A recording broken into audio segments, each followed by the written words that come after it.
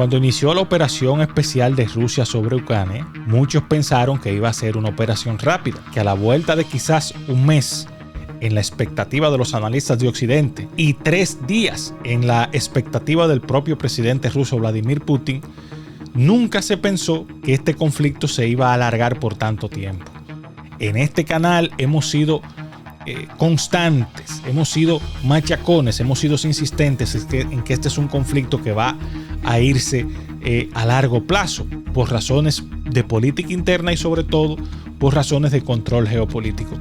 Cuando se cumplieron los 6 meses de la operación especial de Rusia sobre Ucrania, hicimos un análisis importante de cómo ha venido desarrollándose ese conflicto y sobre todo cuáles eran las perspectivas de futuro. Como ahora, a partir de ese 6º mes, empezaron a ocurrir hechos que definitivamente han acelerado o han ido en función de ese pronóstico que estamos haciendo de una salida diplomática que va a contribuir con que Rusia tenga su objetivo estratégico fundamental, que es controlar el territorio oriental de Ucrania. Con motivo de eso vamos a compartir nuevamente ese análisis que hicimos por allá por el mes de agosto y en el que damos algunas pinceladas de lo que terminó ocurriendo después. Vamos a compartir con todos ustedes este análisis sobre el desarrollo del conflicto Rusia y Ucrania en los últimos 6 meses. Continuamos.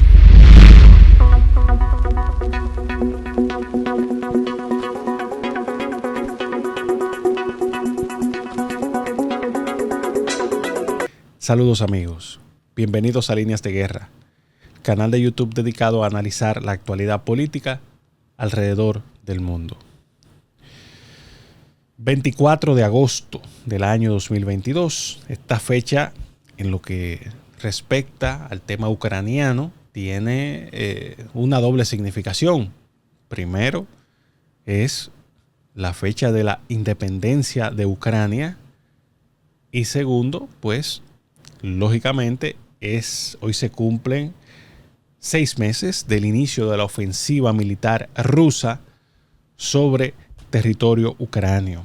Y en este video vamos a hacer una suerte de repaso prospectivo y perspectivo acerca de todas las situaciones que se van dando en esta ofensiva militar que ha creado una situación que atrae la atención mundial y que además impacta en muchos aspectos. Ya hemos hablado suficientemente de eso, de cómo impacta en los precios del petróleo, cómo impacta en los precios de los alimentos, cómo impacta, cómo no, también en el equilibrio geopolítico a nivel global, que creo que ahí es que el impacto es mucho más duradero por lo que implica. Ahora bien, a 6 meses del inicio de esta ofensiva militar, hay muchas cosas en el tablero, pero también hay elementos que van surgiendo que no estaban previstos, que obviamente tendrán algún significado, sobre todo en la parte del resultado final. Pero antes de llegar a esos elementos, vamos entonces a ver cómo han ido colocándose las fichas en este proceso. Lo primero, lógicamente, es que se suele decir que se ha convertido ya, digamos que en una suerte de lugar común decir que Rusia va perdiendo el conflicto debido a la resistencia que está teniendo por parte de Ucrania. Yo personalmente pienso que más allá de eso, personalmente creo que lo que ha hecho Putin es que ha variado su estrategia. Ha ido dándose cuenta, primero, de que a él como potencia geopolítica, en tanto intereses que tiene Rusia para preservar su seguridad y para jugar un rol realmente protagónico en el mundo de hoy, lo que le conviene es mantener el conflicto a flote. Y a eso apuesta también Estados Unidos. Hemos dicho aquí, hemos sido reiterativos, que este es un conflicto que va para largo y que quizás la perspectiva hacia una hacia una solución va a empezar a verse a partir del año 2025, cuando ya tanto Biden como Putin pues tengan al menos asegurado que ese conflicto le va a servir a su estrategia electoral de cara a las elecciones de 2024, tanto en Rusia como en Estados Unidos. Quizás en el caso de Biden esto sea más necesario porque Biden registra unos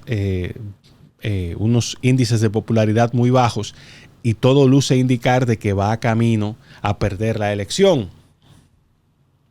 Pero poniendo las cosas en ese plano, es muy claro que ambos están jugando al tiempo. La segunda razón para que se juegue al tiempo aquí es que tanto del lado ruso como del lado ucranio, y con ello en la órbita, en la esfera occidental, pues se está apostando al desgaste del contrario. En el dibujo estratégico de Putin se nota que él prefiere apostar a una caída del gobierno de Zelensky, de manos de grupos internos de la política ucrania, para que un gobierno afín a los intereses de Rusia pues inicie el camino a que primero él mantenga el control del Donbass, mantenga la posesión de Crimea y sobre todo se encamine a constituir ese bloque geopolítico fuerte que él quisiera hacer, enmarcado en la Rusia, Bielorrusia y Ucrania. Ese sería el objetivo estratégico ideal de Putin, partiendo de esta estrategia de jugar al tiempo, de desgastar lo más posible a Zelensky, de que Zelensky se cueza en su propia salsa. Del lado de Occidente también se juega, además, lógicamente, del uso electoral del tema por parte de Biden fundamentalmente. También se piensa que una guerra extendida, una situación militar extendida en un contexto de crisis y de sanciones puede en algún momento determinado drenar de manera tal a Rusia que esto obligue a una gran crisis económica que dé al traste con la erosión del liderazgo de Putin, y quién sabe si promoviendo la caída de Putin pues se crean las condiciones para otro orden mundial. No digo que eso vaya a pasar, estoy diciendo en el ámbito de cuáles son los lineamientos estratégicos de cada bloque.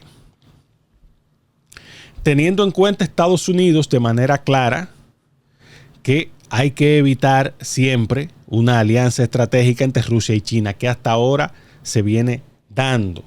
Más una alianza táctica que estratégica entre ambos. Digamos que una alianza no formalizada. En ese contexto, por eso vemos, por ejemplo, en el caso de Putin, él tuvo un avance rápido para asegurar la región del Donbass, que hoy la tiene prácticamente tomada, y una buena parte del territorio oriental ucranio, porque Putin sabe muy bien que en el marco de una negociación diplomática, él va a ir con posición de fuerza para retener el tema del este de Ucrania a su favor, sobre todo porque él considera que esa parte es estratégica, no solamente desde el punto de vista militar, sino desde el punto de vista económico. Casi toda la producción económica de Ucrania se da en su margen este, lo cual le da a él un control importante no solamente del posicionamiento geoestratégico, sino también le da un control de los recursos, que al final ustedes saben que las guerras se manejan en función de quién controla los recursos.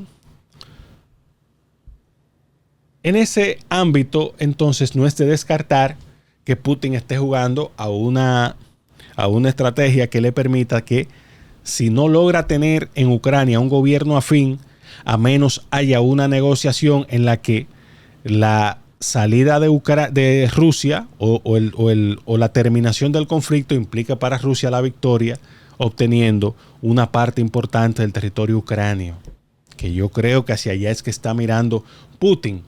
cuando no, lógicamente, lo que hablamos anteriormente de ese gran bloque geopolítico que él ha aspirado todo el tiempo a construir entre Rusia, Bielorrusia y Ucrania. Entonces, visto desde esa óptica, yo pienso que este conflicto se va a mantener en el tiempo, va a continuar. Yo pienso que Rusia va ganando sus, digamos que hasta este momento mi saldo es a favor de Rusia. Yo pienso que Rusia, aunque en principio uno preveía que iba a ser una toma rápida, pues ha ido ganando posiciones poco a poco, sin que ello implique necesariamente una derrota política de Zelensky. Yo pienso que si dividimos todo esto en el ámbito militar, Rusia tiene una ventaja sólida sobre Ucrania, pero en el ámbito político, Zelensky ha logrado avanzar importantemente. ¿Por qué? Porque ha logrado colocar a todo su pueblo detrás suyo, tiene el respaldo de la comunidad internacional, sobre todo en lo que tiene que ver con Occidente, y está logrando tener recursos frescos a su disposición para seguir la batalla. Y eso, en lo que el hacha va y viene, pues se constituye para él en una victoria de orden político. Este tipo de cosas no se analizan de manera lineal, se analizan por, digamos que, por escenarios y por aspectos. Por eso no siempre una victoria es una victoria ni una derrota es una derrota. A veces, sobre todo cuando hablamos de política, todos estos temas no se pueden ver en blanco y negro. Luego, hay un elemento que ha surgido en el último tramo que yo pienso que es importante ver, sobre todo de cara al mapa geopolítico global. Y aquí voy a entrar en algo importante. El papel de Turquía en todo esto ha tenido un movimiento que es importante verlo y analizarlo. Turquía se le ha considerado siempre un aliado estratégico de Rusia. Erdogan es también el presidente de la nación musulmana más pujante, de la nación del Islam más pujante, de la nación islámica más pujante del mundo. Es Turquía, una potencia. En su momento fue el centro del Imperio Otomano hasta la Primera Guerra Mundial. En ese aspecto, pues Turquía siempre se había proyectado como alguien en la esfera de influencia de Rusia. Pero han habido dos hechos que dicen que Erdogan parece que ha decidido entonces jugar otro rol en este conflicto. O le han convencido o lo ha decidido. Eso se verá luego, la historia hablará. Primero fue el levantamiento del veto por parte de Turquía para que Finlandia y Suecia pasaran a formar parte de la OTAN. Esa fue una primera señal que dio Erdogan de que quizás ya no era uno de los alfiles, una de las fichas en el marco del entramado polar que lidera Rusia. Pero la segunda, yo creo que esta fue mucho más evidente, ha sido su visita a Ucrania junto con Antonio Guterres, que en un intento por abrir las puertas a un diálogo, a una reunión entre Putin y Zelensky, que abriera las puertas para una negociación diplomática, pues hicieron allí a Kiev Antonio Guterres, secretario general de la ONU, y Turquía, Erdogan. Esa reunión, según informa la prensa, el resultado fue fallido. Duró muy poco tiempo, apenas 40 minutos. Lo que realmente dice que allí hubo posiciones muy claras por parte de Zelensky y que no hubo un avance en ese aspecto. Pero la simbología más importante de todo esto es precisamente que ya Turquía no está jugando en un bando, ya Turquía está en el centro. Parece que Erdogan está proyectando convertirse en un ente de moderación global para promover un diálogo y sobre todo, y esto es importante, para darle a Turquía un rol mucho más autónomo en todo este ajedrez geopolítico que estamos viendo en el ámbito mundial, sobre todo en el marco de este conflicto. Y eso sí representa para Putin una baja política importante, porque ya no tendrá una potencia de esa magnitud, una nación con esas características detrás de sus estrategias, sino más bien colocándose en el centro, buscando ahora ser un ente de equilibrio, que lamentablemente la ONU no había podido jugar, porque todos sabemos que Putin no reconoce a la ONU como un ente de moderación, sino que más bien lo ve escorado hacia los intereses estadounidenses y de la Unión Europea, lo que se denomina la esfera occidental. Ahora, cuando uno ve todo esto, uno se da cuenta que aquí se está jugando, digamos que una orfebrería muy, muy sutil, muy fina entre todos estos actores. ¿Por qué? Porque quiéranlo o no, a cada uno les conviene o están jugando a mantener en el tiempo el conflicto hasta tanto su posición individual se vea en ventaja. Y de eso se ha tratado todo esto desde el primer día. Nadie niega que, por ejemplo, Rusia tiene la potencialidad militar para tomar Ucrania. Pero el costo económico, político y militar de ello, yo pienso que Putin no quiere tomarlo, no quiere pagarlo, en el entendido de que se convertiría ya así en una amenaza al interés occidental y ya la confrontación pasaría a otro nivel. Y ahí se ven muchas cosas que uno quizás no nota a simple vista. Del lado de Estados Unidos se sabe que si hay una intervención mucho más frontal, y aquí voy con el otro elemento nuevo en la mesa.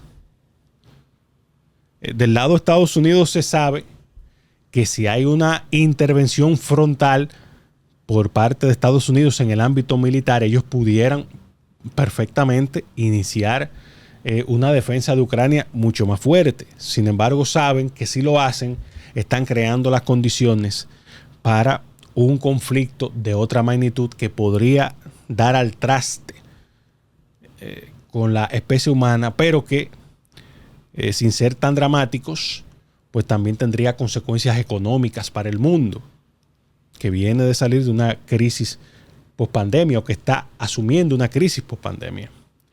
Es por eso que el otro elemento en la mesa son los $3,000 millones o casi $3,000 millones que acaba de anunciar Joe Biden, que está erogando Estados Unidos para apoyar a Ucrania. Fíjense que Estados Unidos está suministrando fondos para armamento, Unión Europea por igual.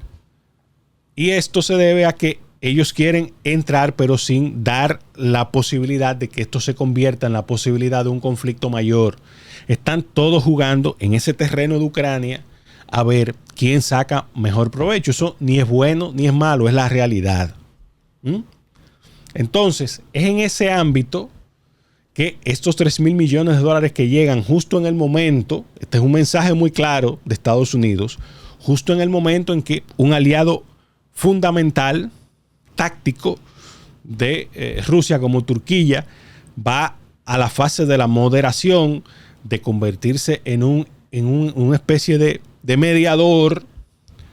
El mensaje que le da Estados Unidos a Turquía y a la ONU es: miren, nosotros queremos seguir el conflicto, nosotros no nos interesa, y por eso estamos apoyando a Ucrania en su decisión de no aceptar una reunión, porque Zelensky pone como condición que para eso ocurra tiene Rusia primero que retirarse del territorio ucranio. Y ustedes saben que esa es una forma de decir que él no está en disposición de abrir esa negociación, porque, como le digo, lo que está jugando todo el mundo aquí es al tiempo.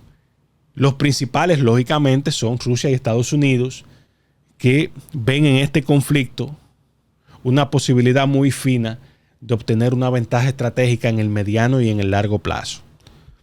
Finalmente, con este tema, yo lo que proyecto es que vamos a seguir viendo estos amagues, vamos a seguir caminando hacia el momento en el que haya que hacer una negociación real para que tengamos un nuevo esquema en esa zona. Esa para mí es la consecuencia clara y básica, que lo que va a determinar cuál va a ser el tipo de esquema es la estabilidad política de los actores. Y con ello me refiero, lógicamente, a la estabilidad política en Rusia, que hasta hoy todo el mundo da por descontado que Putin no tiene manera de perder el liderazgo, pero uno nunca sabe. En el caso de Ucrania, Zelensky, aunque se ha fortalecido internamente, no se descarta que haya algún tipo de movimiento desestabilizador en otro momento, porque hay quien habla que Ucrania no es capaz de soportar económicamente lo que implica esta guerra. Y desde el punto de vista de Estados Unidos también va a depender de quién será el ganador de las elecciones del año 2024. Porque habría que ver en una eventual administración republicana a la cabeza de Trump o de Ron DeSantis, o una administración demócrata con un Biden reelecto o con otro presidente que no sea Joe Biden, habría que ver cuál sería el mecanismo.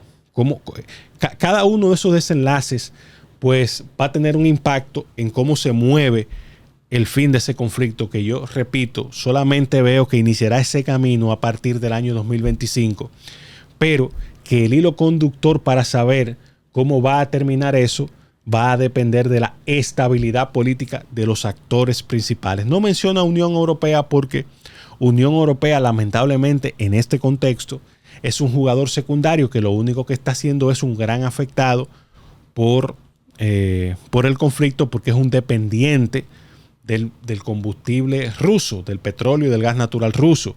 Y lógicamente lo que está teniendo son las consecuencias del conflicto.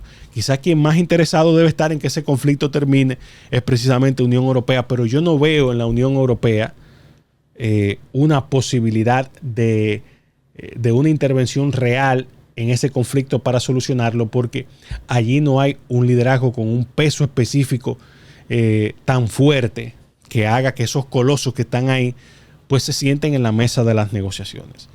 Así que vamos a ver cómo sigue evolucionando el tema de la guerra entre Rusia y Ucrania, la ofensiva militar. No me gusta decirle guerra porque en derecho no ha habido una declaración de guerra. Lo que hay es una invasión. Eso tiene sus sutilezas jurídicas. Pero vamos a ver en las próximas semanas, en los próximos meses, cómo va caminando eso, pidiendo a Dios que ese conflicto no escale a un nivel en el que la especie humana lo termine lamentando. Hasta aquí este video de hoy, no sin antes invitarles a que le den a me gusta, se suscriban, activen la campanita de las notificaciones y compartan con sus amigos y familiares estos contenidos para que nuestra comunidad pueda seguir creciendo. Hasta la próxima.